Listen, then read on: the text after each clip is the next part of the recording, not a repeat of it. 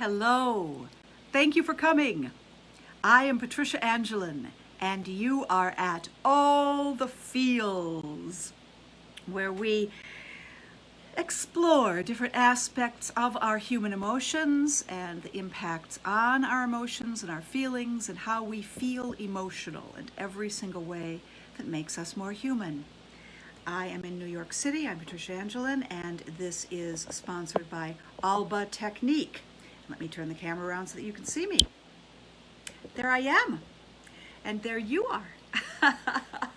The pearls you see festooned all around me are from a wonderful place called Hot Girls Pearls. And I use them because you keep them in the freezer, and then and then you festoon them around you, and it helps you stay a little cooler in the hot weather of summer. It doesn't last forever because they were designed by a woman who had trouble with menopausal hot flashes. So it lasts between 10 and 20 minutes. But for me, it's just enough to get me outside in the 95-degree heat with the 100-degree feels like temperature and be a little less emotional about the fact that it is high summer in New York. So I think we can dispense with the festoons for the moment because they're a little heavy. But aren't they fun? People think, of course, that I'm making a jewelry statement, and that is not what it is. I'm making a health statement. And it affects my emotions, it affects my mental health because I feel like I'm doing something, for myself. And today we are going to be joined by Catherine Matiucci, and she is an actor of stage and screen, and she's done a lot of radio, she's done a lot of voiceover. She is a streamer and a gamer, and just a woman of parts in general. So I am very happy that she is going to join me here for us to talk about. So how do I get her to come here? That is the question. I look at the chat, and I have a request, and I am going to approve it. Catherine Matiucci comes to join us. She's going to be added here to All the Feels at Alba Technique. There you are. Do I have you, Katie? Oh, there you are. Most wonderful. Oh, my face is very overexposed. You're really overexposed there. Yeah, yeah, yeah. You do have Save very fair one. skin, but Nope, definitely not. We'll go with no light. Oh, there we go. Now we can see your beautiful eyes. How wonderful. Slightly better. Well, Okay. Katie, all Hi. the feels. And with all of your experience with social media, which is really prodigious, Extensive. I asked you here so that you would, really give everybody the benefit that we could have a little conversation, a two-generational conversation here about the emotional effects that social media have had and are having on our mental health. It's a very, current subject. So what have you been observing with your gaming friends, for example, with their mental health, with their social media access? I think there's a lot of areas that it comes in to kind of attack your mental health in a way. And I say attack because it's so easy to let social media affect you negatively. And a lot of that comes from just things like numbers is a big thing with a lot of people. If you're trying to grow yourself as an influencer or even as a business, if you post something that you were like spilled your heart into and you took a long time to work on something, and then it just hits the algorithm wrong and you have really low numbers, really low reach, it's so easy to let that negatively affect you and to bring you down. Yeah. I think there's just a lot of ways with social media that can happen. So I've seen an uptick recently of people just taking a break from social media because of the negative effects that it has on mental Mm-hmm. health. Yeah. Often called a fast, just Mhm. like you'd fast from food. Uh, but mostly the people that I've heard who've done that have done it because they're not so much with the analytics, of entrepreneurship and business growing, but it's been because of the trolling and things that when they make posts on Instagram or on Facebook, and what people are saying in the comments. Yeah, definitely. I think, especially with any type of minority, you're going to get like hate comments. a big thing that is actually with streamers on Twitch right now is asking Twitch help in that regard, because there's a thing called a hate raid, which is awful. I have very unfortunately been a part of one while streaming myself, where it's basically people create fake accounts that will have horrible usernames, often racist, sexist, all of that horrible stuff. And they will raid your channel and they'll see high numbers. So you'll think, like, for the split second, oh wow, this is a big bunch of viewers coming in, this is going to be great. And then you start reading the names and you realize, oh no, this is actually pretty bad. And you have to like completely stop your stream to address that. And it can really affect you. It can really affect you negatively. Yeah. It's a Luckily, whole different type of trolling, really. it Isn't is. It's It a whole is. new form of trolling. Yeah. And it's part of the cancel thing. You know, oh, she's got a lot of numbers, and we've got a lot of numbers now. We'll go on this, and we're going to bring her down. Yeah. Yeah, that is that emotional anger that people have. Mm-hmm. And so then that makes them want to do something, and it makes them want to find an enemy, however that individual defines an enemy, and then they're going to go after that enemy. So that's one emotional problem, you know, with social media, Mm-hmm. you know, that we've all got. I think another one allied to that is how it's how dehumanizing it is, because you mentioned the word influencer. Mm-hmm. So everybody, you know, in one way, oh, I'm starting a small business. It wouldn't it be wonderful if I could become an influencer so that I could have, you know, some passive income, and I would be recommending things, products that I think are really good and everything. But, and, you know, one can be and influence people for good, like you and I are trying to do right now, to assist people, you know, in dealing with their emotions and their feelings. Mm-hmm. But influencing started out that way, is people who are doing, you know, they're doing good things in their field, and so they can influence others. But it has become part of the commodification. You know, every human being on social media, it seems now, has been getting worse and worse and worse. And you correct me if it's not getting worse. Maybe I'm So wrong in this. I think with influencer as it is used nowadays, it's just someone that recommends products. It's someone that has a lifestyle that is to be attainable, and because they have that lifestyle, they are then worthy of recommending things. Right. There is then people of the internet that are trolls and are just terrible human beings that will then go and attack those influencers. And I think a thing with those influencers often that they face a lot of emotional turmoil, or I don't know the word, emotional turmoil, I guess is the right phrase for that. What they face is that they have this always on mentality, whereas for social media, they can only present the positive. They can never present negative, which then leads to the trolls attacking them more, because it's like, you have this perfect lifestyle and I don't, so I must attack you for it. But more often than not, it's just because they're not showing the negative side of their lives, or they're not showing the struggles that they go through, because it's unworthy of putting that out there. Because if they do, then brands will drop them and they won't be able to be influencers and have that passive income anymore. Right. Yeah, and that adds to people's anxieties, because not only are the trollers, to use the old word, saying in comments, you know, things about them personally, Mm-hmm. but they're talking about maybe, you know, a media bite that they may have said, or a tweet they may have sent out, or something like that. And suddenly, let's cancel this person. Let's bring this person down. Let's make sure that this person can't buy or sell anything at all, which is bad for society, no matter how you look at it, and no matter Yeah. what your personal ideals are. And Katie, from an Alba emoting at Alba technique standpoint, you know, with the universal emotion, all of this comes from anger, and it comes from, you know, from control issues.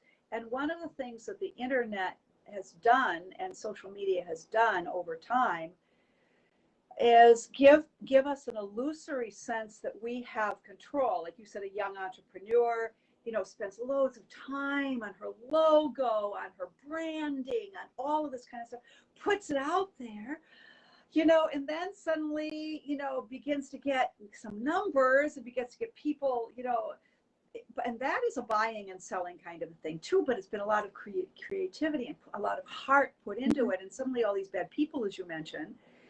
But there's also the illusory sense that of control when we put something out. We throw the comment out with however we're feeling from our, limbic system Yeah. of our brain at the moment.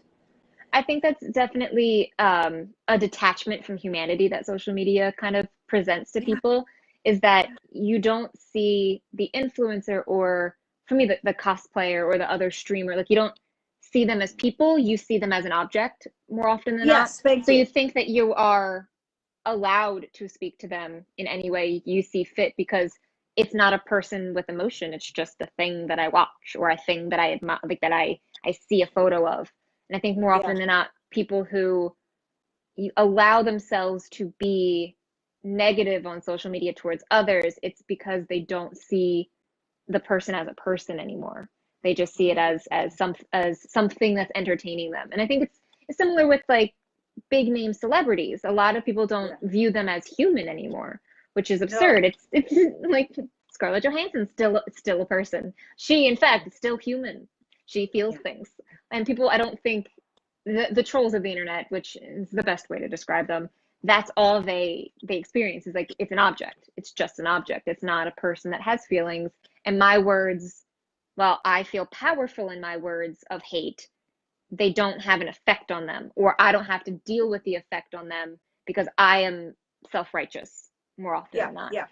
Yeah, and it's all different types of self-righteous. And Hmm. politically, we hear, and in our business as actors, we hear more about the aspects of this from the far right.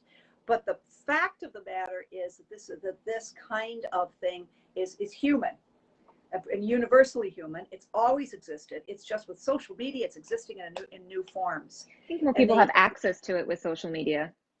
yeah, that's a good point too. And they have access to more people. And so that gives them the sense of power that you talked about, Hmm. in their anger and in their anxiety and in their misery, they're exporting the misery is what they're doing to other people who, as you rightly say, yeah, I really like that. Thank you for that. They look at them as objects. I have been worried, and Susanna Block of Alba Technique, of Alba Emoting, who taught me Alba Emoting, she was very, very concerned because she was involved with the internet as a professor, way back in Hmm. Chile, and then in the United States and in Brazil and then in France. She was really worried with how the internet was going to continue to be misused to dehumanize us. And you've hit upon it exactly right when you mentioned that they're looking at that people go and they're looking and they're like, I'm seeing you in on this flat screen. I'm not seeing you dimensionally. Hmm. I can't physically touch you. I can just see you and hear you.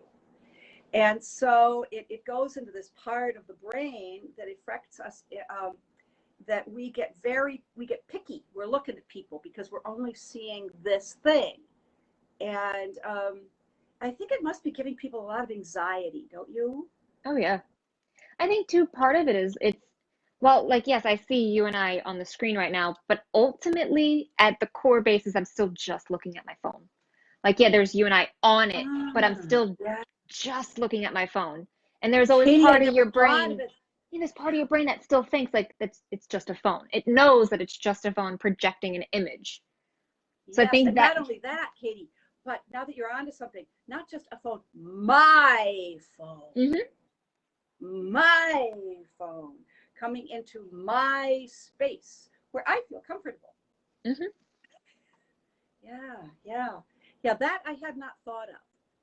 But Susanna Block said, Patricia, you may never teach the Alba emoting emotional effector patterns on any platform that will ever exist. She said you can't do it on Zoom, you can't do it on Skype, you can't do it on hologram into their space. And at first I thought, well, if you're kind of in the space, even though it's energetically, might that not be okay? And I actually asked her that, and this would have been maybe 10 years ago. And she said, absolutely not, because these wonderful internet things are going to continue to develop, and artificial intelligence is going to continue to develop. And Alba Emoti will help people keep their humanity. It will teach us about our emotions, and we will be able to stay human. Yeah. But right now, the algorithms commodify us. They make us into commodities. They to buy and sell Mm-hmm. time, to buy and sell attention. Yep. Have you ever had to not attend to your social media, to remove your attention from it for mental health? Not for anything more than a night usually. Like I'll put my phone down for an evening, so like I'll pay attention to the movie that I'm watching instead of being on my phone while having the movie playing. But I've fortunately not had to take days or weeks off, fortunately. Is that because you put those kind of boundaries on it? That like if you say if you're watching a movie, you will watch the movie and not text at the same time and do other and multitask? But I guess part of it's that. I think part of it too, I have in gaining more friends specifically through the internet with social media, I have this weird relationship with social media where like I'm on it, I use it, and I utilize it in the ways that it should be, but it's Mm-hmm. not for me something that like I have to be doing. Whereas Mm-hmm. I don't know, I feel fortunate that I have a weird slight detachment to social media that a Yeah. lot of my friends don't have. Yeah. I don't They know, become addicted. I don't know because I feel like in a way I have an addiction to it as well. I don't know. It's something that I've noticed in recent years, and I've been trying to find what is that qualitative difference. Whereas like I have a detachment to it. It's not like if I forget to post, I don't feel bad about it. I'm just like, all right, well, I forgot to post today. I'll post tomorrow. Where I'm Yeah. not like shooting myself of like I should have done that. I should have posted. It's just like, oh, Oh, I meant to do that today. No, well, oh well. yeah.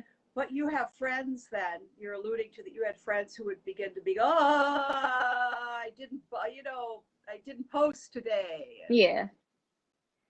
And what does that do to them over time? The friends that you know who beat themselves up, who should on their own heads when I should have posted, I should have done this. They have the FOMO, the fear of missing Hmm. out because they didn't post. I think it ends up just building anxiety up over time, and it compiles it over and over again. Because if you forget for an entire week, well, then it's 5 days of that thought smushed together on top of each other. Um, Oftentimes that ends up leading to people just not posting for a longer amount of time because then they have to. I guess no, I did have this happen to me. This exact thing happened to me with streaming. I ended up taking a break because I was going to a cosplay convention and it took a longer time. And then me trying to get back into streaming after taking a couple month break from it, Mhm. it was that anxiety of I've already taken so much time off. What's going to happen when I start up again? And I think that's what a lot of people face if they miss for a certain amount of time, then it's like that, well, how's it going to be now that I'm doing it again? And Yeah. that anxiety. I have experienced that with streaming. Okay. And that application, shall we say, by your brain, your limbic system of your brain, to give you the fear that, oh my gosh, I've got to start doing this again. And yet the underlying anxiety, if I'm hearing you correctly, the underlying anxiety wants you to continue to retreat from doing it. But then the uptick of the fear kind of kicks you in the ass, as it were, that you've got to do it. But then the fear again is, but what will happen when I do? And what if I've lost the momentum? Hmm. All the things that can happen.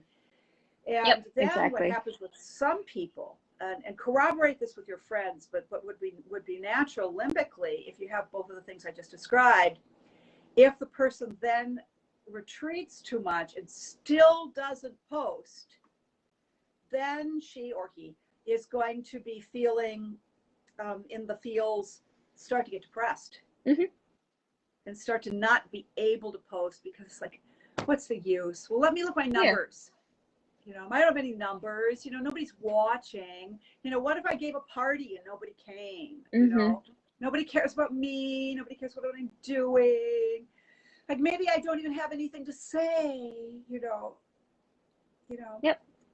Maybe I'm too fat, too thin, too tall, too short, too old, too young. Yep. Then you start going down that mind rabbit hole of all of the things that the trolls would say. So you end up being a troll to yourself. Yeah, being a troll to yourself. That's a really good point as well. Yeah, and then with the new algorithm we're talking about for Instagram, what would you have to say about that in this context with feelings? The one that is going to prioritize images that move over Yeah.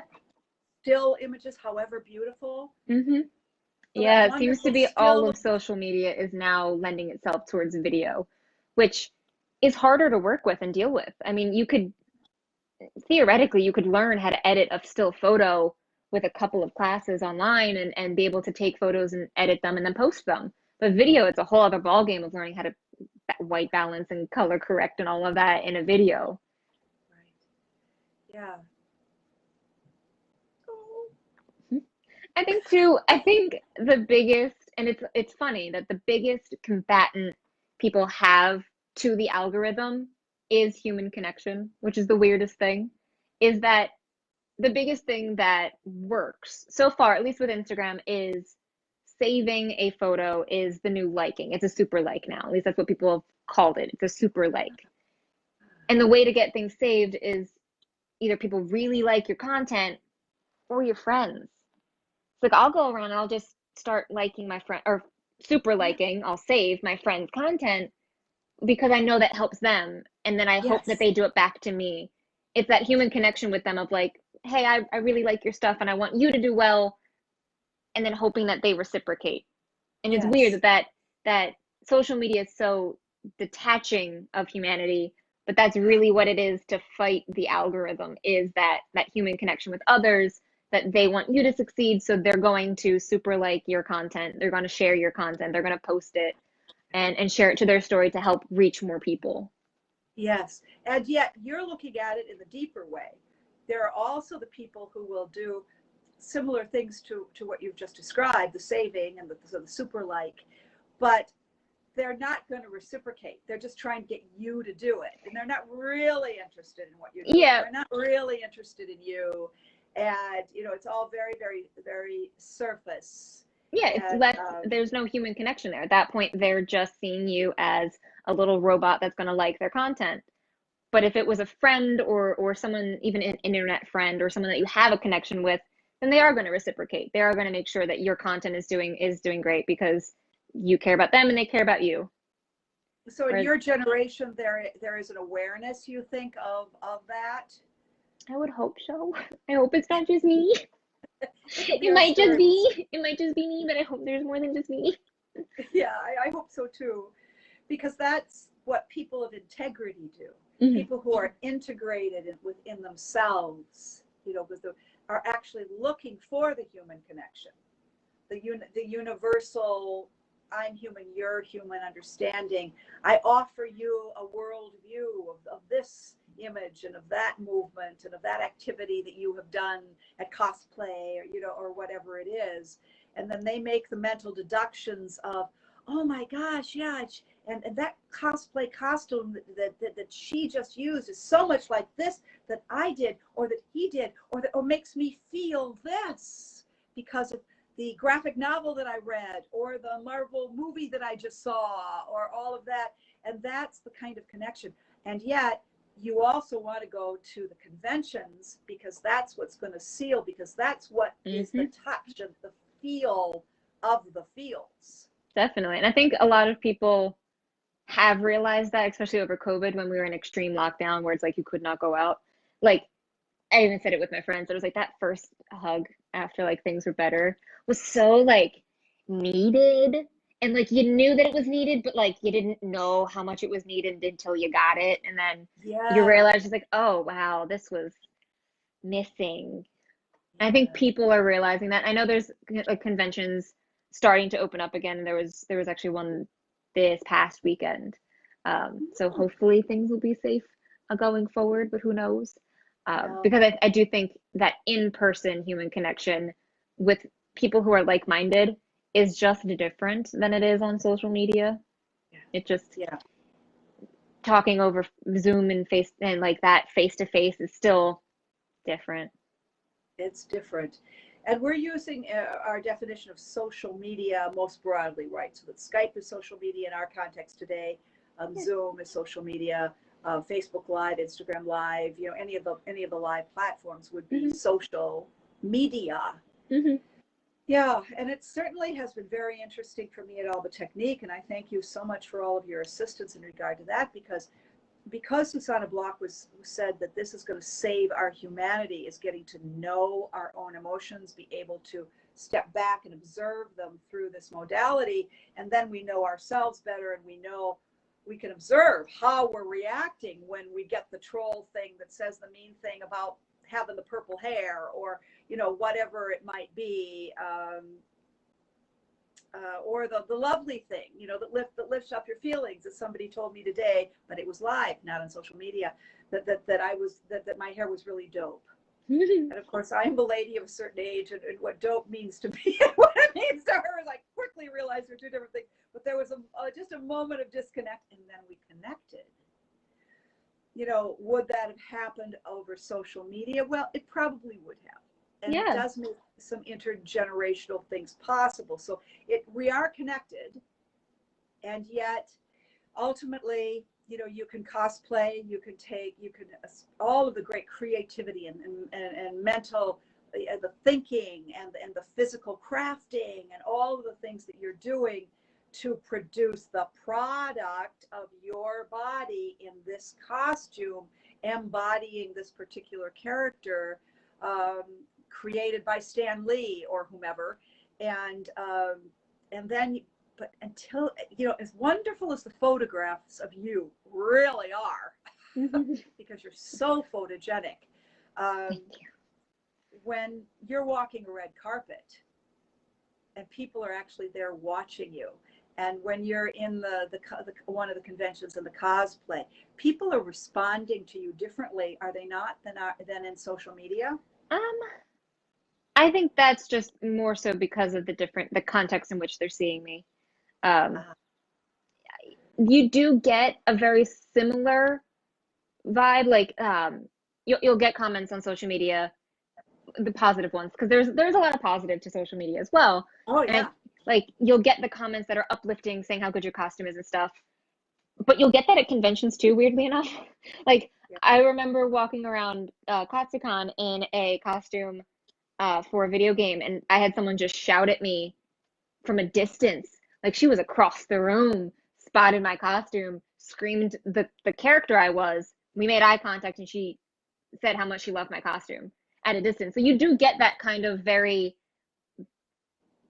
like positive, just short blurb, like a comment would. You do get that at conventions, oddly enough. And then you hope these days that gets related to, then she will follow you and make the comment that she saw you at the live convention, and that's You what would you hope. you hope it sometimes doesn't always work out that way. Yeah. Either way, you get that kind of positive feels. You get happy Yeah. because someone liked your outfit. Happy, Yeah. positive feelings. Yeah. And I think something that's interesting with social media in that there is a huge human detachment with it, Yeah. yet it does, and I think we said this a little bit before, that it does give you access to so many more people. Like I have friends all over now through cosplay and through streaming that I would consider friends that I've never met in real life. There was one I actually met recently at the when I went to the Black Widow premiere that I'd never met before. She was just up for the premiere as well, so we made sure we messaged each other and saw each other at their premiere because I would never have met her before in my life if it wasn't for social media. Wow. So that might be where we should leave it. There are so many positives to social media. So what I heard from you is, as long as one manages one's emotions, maybe one has to turn off comments Hmm. for something so Yeah. that we're not seeing them. Maybe if one is reactive to the analytics and the insights, maybe one has to not look at the numbers and simply Hmm. do what one does. Or if one was doing it every day, you don't let yourself do it every day. You do it Yeah. once a week. And if that's too much, you only let yourself do it once a month, so that the boundaries are set for Hmm. our feelings on our limbic reactivity. And then we can use it as a both and, rather than an either or, where we're in it so obsessively and it's grabbing our attention, which is what the algorithms are meant to do, is grab Hmm. our attention so that we're not attending to, the significant other who's actually in the physical room with us. Mhm. When I'm in my, as you know, Katie, because you worked with me, when we're doing work in the room in the Alba studio, everybody has their phones off, or on silent, and in the front vestibule in the hall, nobody brings a cell phone into my class, and it's so that I'm very oral, so the dings and their notifications would drive me emotionally insane. Every time a ding would happen, I have a feeling, because it just bothers my ear. Mm-hmm. So there's the fear, and then the instant anger, and then I have to let go of that, which I'm very good at doing, obviously. Mm-hmm. You've known me for a while. But so that made me just, okay, no social media in the studio. And yet after we make the human contact, like you did with that woman in the cosplay, or she did with you, then we can keep it up through social media. Yeah. Or it could go in the reverse. We start on social media, and then when there is an opportunity to meet, then that's augmented and made more abundant because it started on social media. It can work either way. And both of it's good. As long as we have boundaries, right? Yeah. I think boundaries is the big thing with social media. And I know some people know boundary, like they'll think of boundaries in so far as, well, I won't talk about this aspect of my life. If they don't want to talk about their partner, they will make sure that that part is not in their social media life. Or they'll say like, oh, I don't want to bring my parents into it, so they won't talk about their parents. They'll set boundaries in that regard of what they want to be known online, but they don't think of the boundaries of the usage of social media. And I think that's really what needs to come into play for people to keep emotional health and that mental well-being good, is to think of the boundaries you need to set with yourself and to hold yourself accountable with those boundaries for usage, less so the content. Yes. Or both and, but more so start focusing on the usage part. Yeah, the usage part. And to observe the self, since we're talking about the feelings that are brought up, to observe the self in anything we're doing. Occasionally assess the self would be a better word. Occasionally assess, what is my reactivity to this thing that I am seeing or hearing on any of the social media platforms. And if I am having, or you are having, emotional reactivity, then we need to go, oh my goodness, is that making me fluttery, or is it making me feel hot, or how is it making me feel? Mm-hmm. And if it's challenging me in a way that is negative to my mental health, then I have to do something about it. I have to set one of the boundaries that you said. If I've had pictures of my kid and somebody makes some trolling comment about my kid, and that's going to trigger almost anybody. Mm-hmm. So then you set another boundary because of how you felt and what you observed of your own reactivity. Yeah. So that's and even more of a I guess, quote unquote, positive reactivity. If you're posting photos and you're getting compliments and that's the only joy you're finding in the craft or in whatever you're making anymore, then maybe evaluating that too.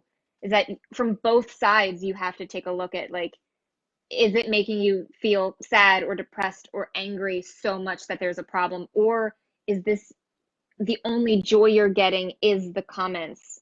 Then finding that balance between both. Good. Yeah. If you're not finding emotional upticks of joy or contentedness, or, however it's manifesting, unless you're online, that's a different kind of a trouble. Also need boundaries is what you're saying, correct? Yeah. Like for cosplay, for instance, with what I do, is that, like, if I'm not finding joy in making the costume, but I'm only finding joy in the compliments for the costume, then I know I have a problem. Luckily, I have not crossed that bridge yet. I still like making the costumes. But that would be an example of what I mean. Yes. So, as a final thought here for what I just heard you say, thank you for bringing up the flip side of that. It's not just the bad stuff that we hear, we react to. It's also the good stuff. And are we reacting unhealthily over time, to getting not too much joy, but the type of joy that is giving us, displacing the other type of human connectivity joys. That, I'm so glad you brought that up. I hadn't thought of it, Katie, that way. Yeah. There's And what nothing we're black and about. white about social media. Social Yeah. media is all a huge gray area that you have to take it from both sides for you to have a healthy relationship with it. With it. Yeah, Mm-hmm. yeah. Because it There's ain't human and it's dehumanizing, but we can still utilize it as a very yeah, excellent, positive tool in all of our lives. yeah. And It's indeed, a we have to. and it is a There's great nothing way but to connect with people. yes. There's so many aspects to it. It's just needing to acknowledge that there are a wide ways of looking at it and then having that relationship with it because it is a relationship. Yeah, oh my goodness. I had never thought of myself as having a relationship with social media. Mm-hmm. So, Katie Matiucci, thank you for joining me today on Of course. All the Feels. It was really wonderful to hear your wonderful youthful professional perspective, and let's do this again on Yeah, other things. Would you be willing to do it again? of course. Yay!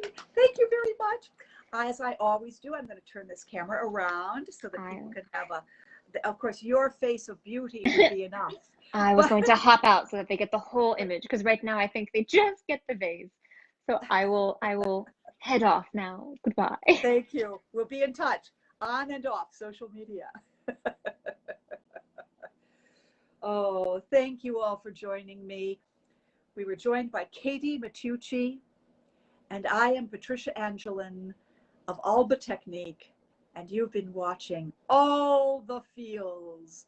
Please join us next week on Instagram Live and at any time on, you can watch All the Feels on the YouTube channel for Alba Technique. Bless you and thank you for being with us.